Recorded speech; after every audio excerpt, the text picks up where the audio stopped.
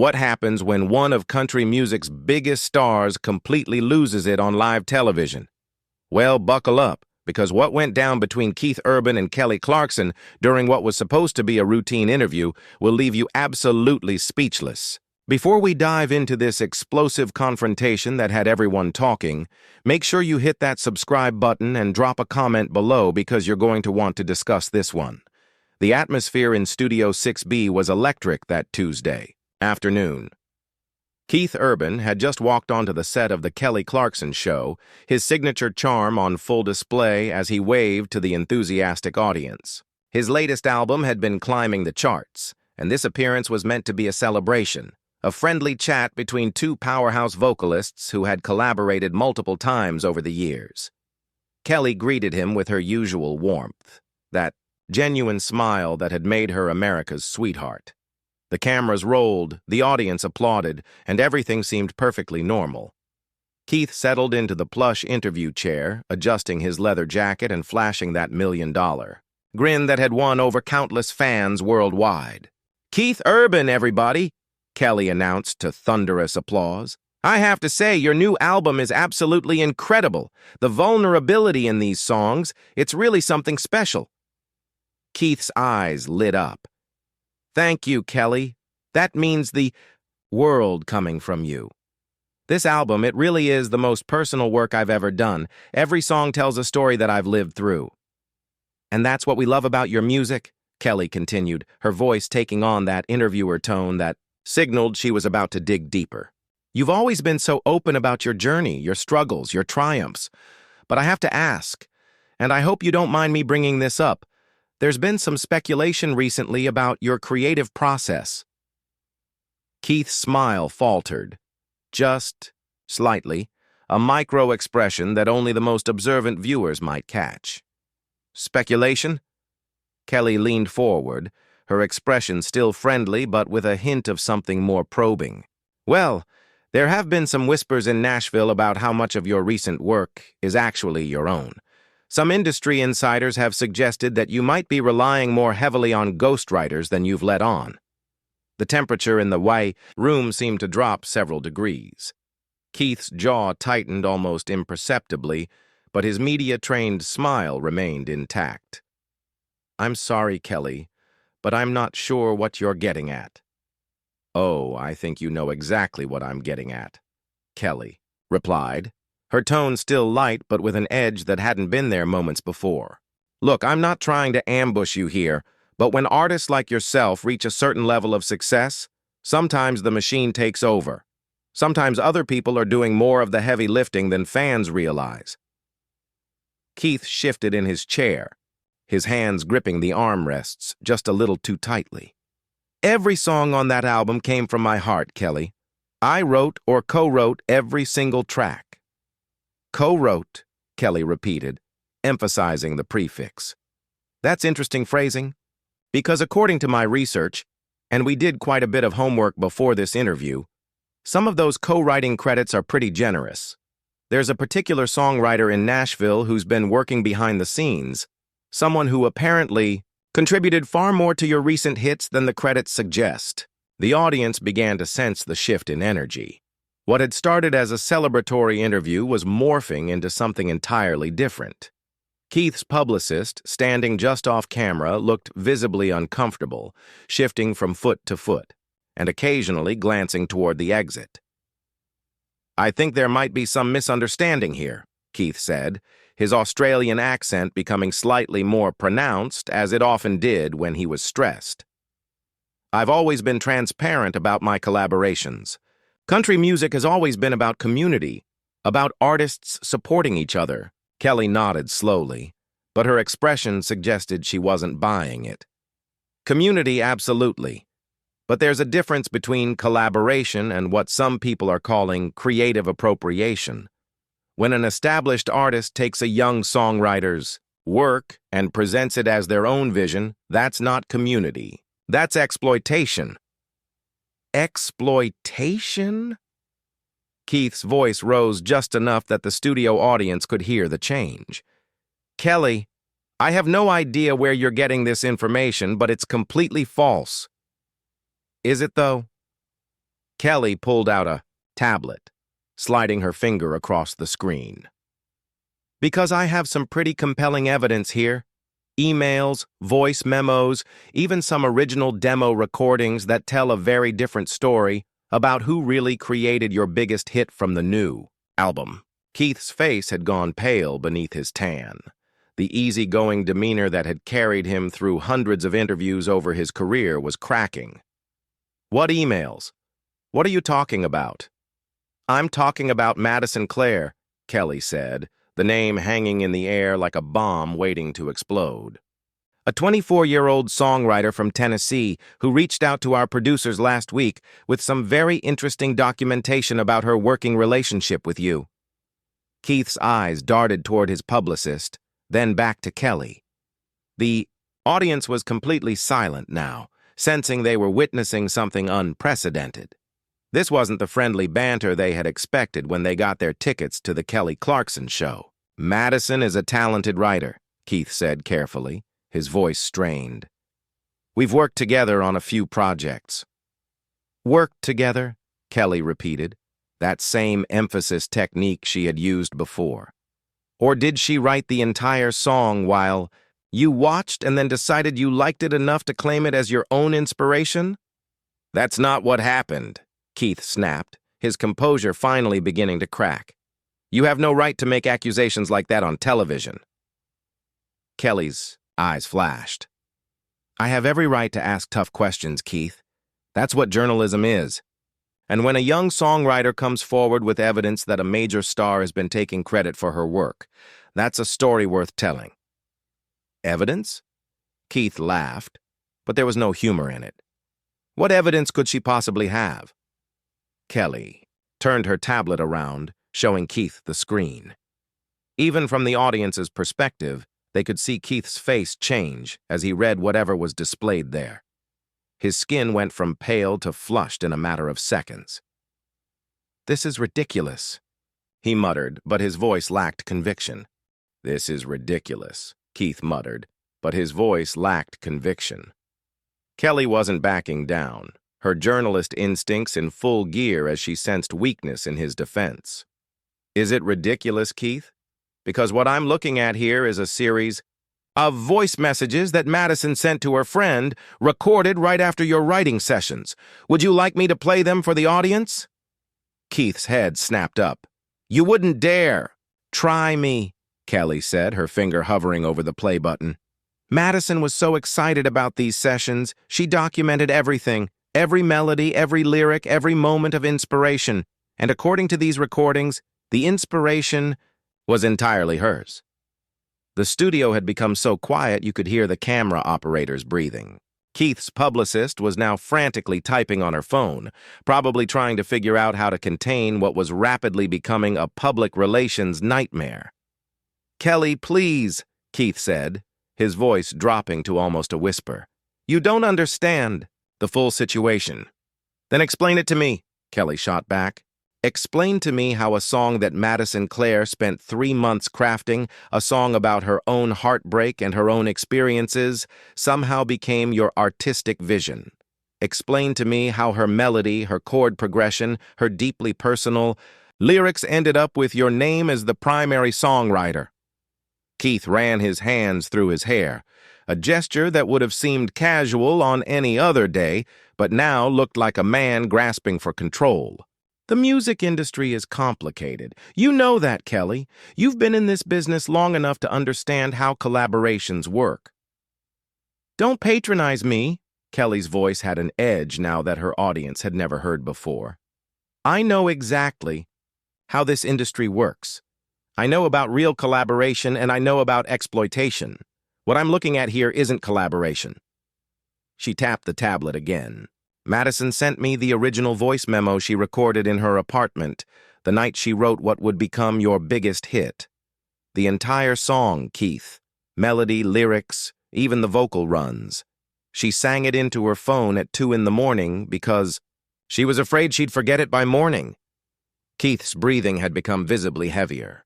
The charm that had carried him through decades in the spotlight was completely gone now, replaced by something rawer, more desperate.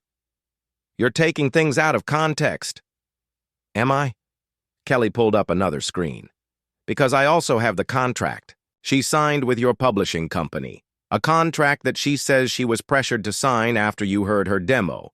A contract that gave you primary songwriting credit in exchange for, and I quote, ensuring the song gets the attention it deserves. She was compensated, Keith said quickly, grasping at straws. She got co-writing credit. Buried in the fine print, Kelly countered. Listed third out of 4 writers on a song she created entirely by herself. Meanwhile, you're out here doing interviews talking about how this song represents your personal growth, your emotional journey, your artistic evolution. Keith stood up abruptly, the sudden movement causing several audience members to gasp. This interview is over. Sit down, Keith, Kelly said firmly. We're not done here. The hell we're not. Keith's Australian accent was thick now, his carefully constructed American persona slipping away under pressure. I came here to talk about my music, not to be ambushed by some 2-bit journalist playing detective. The insult hit its mark. Kelly's eyes flashed dangerously. 2-bit journalist? I'm sorry, remind me who has the Emmy nominations? Remind me who built their career on actual talent instead of stealing from kids half their age? I never stole anything, Keith shouted, his voice echoing through the studio. Madison was happy to work with me. She learned from the experience. She learned that she couldn't trust you, Kelly fired back. She learned that when you're young and hungry in this industry, established artists will take everything you have and leave you with scraps. Keith pointed an accusatory finger at Kelly. You have no idea what you're talking about. You sit in your comfortable studio, playing nice with your celebrity friends, and you think that makes you some kind of investigative reporter? I think it makes me someone who cares about the truth, Kelly replied coldly. Something you seem to have forgotten about. The truth? Keith laughed bitterly. The truth is that I've been making music longer than Madison's been alive. The truth is that I've earned my place in this industry through decades of hard work. Hard work that apparently includes taking credit for other people's creativity, Kelly shot back. Madison told me about those writing sessions, Keith. She said you spent most of the time on your phone while she crafted the melodies. She said you contributed maybe 2 lines to the entire song, and one of them was changing a word from heart to soul because you thought it sounded more commercial. Keith's face was red now, a vein visible on his forehead that the cameras were capturing in high definition. She's lying. Is she? Kelly pulled up yet another screen. Because I have the original demo she recorded before ever meeting you, and I have the final version that went on your album. Would you like me to play both so the audience can hear exactly how identical they are? Don't you dare, Keith warned, his voice low and threatening. Or what? Kelly challenged. You'll storm off? You'll have your lawyers call my lawyers? You'll try to bury this like you buried Madison's original credit? Keith's hands were shaking now, whether from rage or fear. It was impossible to tell. Kelly, I'm warning you. You're warning me? Kelly stood up as well, matching his energy. I'm not some starry-eyed songwriter you can intimidate, Keith. I'm Kelly Clarkson, and I don't back down from bullies. The word bully seemed to hit Keith like a physical blow. His mouth opened and closed several times before he found his voice again. How dare you? How dare I what? Tell the truth? Hold you accountable? Give a voice to someone you tried to? Silence? Keith looked around the studio wildly, as if searching for an escape route. His publicist was making frantic hand gestures from the side, probably signaling for him to sit down, to apologize, to salvage what was left of this disaster. This is character assassination, Keith said, his voice cracking slightly. This is a hit job. This is journalism, Kelly replied firmly. This is what happens when someone finally decides to look behind the curtain of Keith Urban's carefully crafted image. Keith grabbed the arms of his chair, his knuckles white with tension. You want to destroy my career over some disgruntled songwriter's delusions? I want to give Madison Clare the credit she deserves, Kelly said evenly. I want to show the world what really happens when young artists trust their heroes. I want to give Madison Clare the credit she deserves, Kelly said evenly. I want to show the world what really happens when young artists trust their heroes. Keith's face contorted with a mixture of rage and desperation. Heroes? You think this is about being a hero?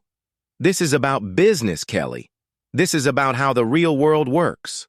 The real world? Kelly's voice dripped with disdain. The real world where established artists prey on newcomers? Where talent gets stolen because someone has more power and better lawyers? Nobody got stolen from, Keith insisted, but his voice was getting higher, more strained with each word. Madison signed a contract. She knew what she was getting into. She was 24 years old, Keith, fresh out of college with stars in her eyes and a guitar in her hands. You think she understood the implications of that contract? You think she realized you were about to take her life's work and parade it around as your own emotional breakthrough? Keith slammed his hand down on the arm of his chair, the sound echoing through the stunned studio. Enough. I don't have to. Sit here and listen to this garbage. Then leave, Kelly challenged, her voice steady as steel. Walk away like you always do when someone calls you out, just like you walked away from Madison when she tried to get fair credit. You don't know what you're talking about, Keith snarled, but he was already rising from his chair again, this time with clear intent to leave. I know exactly what I'm talking about, Kelly continued relentlessly. I know that Madison spent her last $1,000 flying to Nashville for those sessions. I know that she believed you when you told her this collaboration would change her life, and I know that the only thing that changed was your bank account. Keith whirled around to face her fully, his carefully maintained image completely shattered. You self-righteous hypocrite! You think you're so perfect, sitting up there on your moral high horse? I think I'm someone who stands up for artists who can't stand up for themselves, Kelly replied without flinching. I think I'm someone who remembers what it was like to be young and vulnerable in this industry. Vulnerable? Keith laughed, harshly. Madison knew exactly what she was doing. She used me just as much as I supposedly used her. Used you? Kelly's voice was incredulous. She wrote you a #1 hit. She handed you a Grammy-nominated song on a silver platter, and you're telling me she used you? Keith's composure was completely gone now, his hands gesturing wildly as he spoke. She got her foot in the door. She got to work with Keith Urban. Do you have any idea how many songwriters would kill for that opportunity? And there it is, Kelly said quietly, but her words carried clearly through the silent studio. There's the real Keith Urban. Not the humble artist, not the grateful collaborator. Just another star who thinks his name on a song is worth more than the person who actually created it. Keith's breathing was ragged now, his chest rising and falling visibly. You have no idea what it takes to make it in this business. You got lucky with a reality show. You don't understand what real artists go through. The insult about her American Idol origins was a low blow, and Kelly's expression hardened immediately. Real artists? Real artists don't steal from children, Keith. Real artists don't build their legacy on other people's pain. I never stole anything, Keith roared, his voice cracking with the strain. Everything I've done, I've earned. Have you? Kelly stood up, walking closer to him, her presence commanding, despite Keith towering over her. Because Madison's voice memo from that night tells a different story. She recorded herself crying, Keith, crying because she realized what had happened. Should I play that for everyone too? Keith's face went white. You're sick. You're actually sick for doing this? I'm sick? Kelly's voice was quiet but deadly. I'm not the one who looked a young artist in the eye and lied to her. I'm not the one who built a career milestone on someone else's heartbreak. Keith backed away from her, shaking his head violently. This is insane. This whole thing is insane. The only thing that's insane is that it took this long for someone to call you out, Kelly said, following him step for step. How many other Madisons are out there, Keith? How many other young writers have you convinced to sign away their dreams for the privilege of working with the great Keith Urban? Stop, Keith said, his voice breaking. Just stop. I'll stop when you tell the truth, Kelly pressed. I'll stop when you admit what you did to that girl. Keith spun around one final time, his eyes wild with a combination of fury and panic. You want the truth? The truth is that without me, Madison's song would be sitting in some drawer in Tennessee. The truth is that I made her dreams come true. You stole her dreams, Kelly corrected. You took her art and slapped your name on it. I made it better, Keith exploded. I took her little coffee shop ballad and turned it into something that mattered. The admission hung in the air like a confession. Keith's eyes widened as he realized what he had just said, what he had just admitted to on live television. Kelly smiled grimly. There it is. Finally, some honesty. Keith looked around the studio one last time at the shocked faces of the audience, at the cameras that had captured every moment of his meltdown, at Kelly who stood there looking vindicated and resolute. This interview is over, he said one final time, but now his voice was hollow, defeated. Yes, it is, Kelly agreed, and so is your reputation if you don't make this right with Madison. Without another word, Keith Urban ripped off his microphone, the small device clattering to the floor as he stormed toward the exit. The studio doors slammed behind him with a resounding bang that seemed to punctuate the end of not just the interview, but possibly his carefully constructed career. Kelly turned back to the stunned audience, composed herself for a moment, then looked directly into the camera. We'll be right back after this commercial break. But even as the cameras stopped, rolling, the real story was just beginning. What you just witnessed was the moment when one of country music's biggest stars revealed his true character on live television. The mask had slipped, the facade had crumbled, and the world had seen Keith Urban for who he really was. So what? Do you think? Was Kelly right to confront Keith like this, or did she go too far? Hit that subscribe button if you want to see more explosive celebrity moments like this one, and drop a comment below telling me which celebrity interview you think went too far.